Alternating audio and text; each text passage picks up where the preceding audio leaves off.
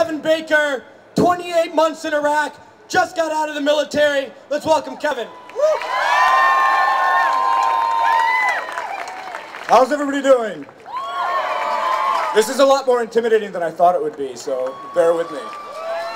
So I'm an Iraq war vet and a member of March Forward, and the brutality that we inflicted on the people of Iraq in your names because of the lies of this government is what polarized me around the anti-war movement.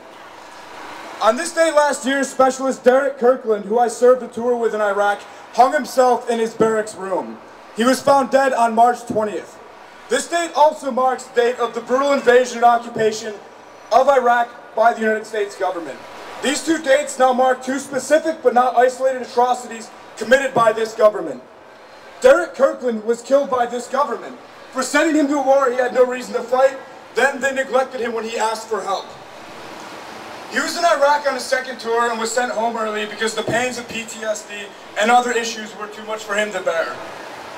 Kirkland tried 3 times before he was sent back from Iraq to Germany to kill himself. Despite 3 suicide attempts, Army psychologists labeled him at low risk for suicide. He was ridiculed and mocked by his chain of command, who then placed him in a room by himself. He was in 4-9 Infantry for only 3 days before he took his own life. As someone who has battled through the Army medical system, I can tell you that it's not designed to help anybody. In fact, it sets up barricades to ensure soldiers are consistently deployed on repeated deployments. There are only a fraction of number of the psychiatrists that are needed to help soldiers. Appointments are months apart and treatment is reduced to nothing more than checking boxes to make soldiers legally ready for another deployment. Kirkland is not an isolated incident. In 2009 and 2010, more soldiers killed themselves than were killed in Iraq and Afghanistan. If you want to know how the chain of command and the U.S. officers feel about soldiers killing themselves, I have a quote from an executive officer named Major Keith Markham in a memo he had sent to other officers. And I quote, "We can accomplish anything we put our minds to, with an endless amount of expendable labor." The expendable labor this officer is speaking about is Derek Kirkland and every other soldier that has lost their life to suicide and lost their lives in combat. Officers need soldiers to build their careers. They step on our backs to propel their careers in the military.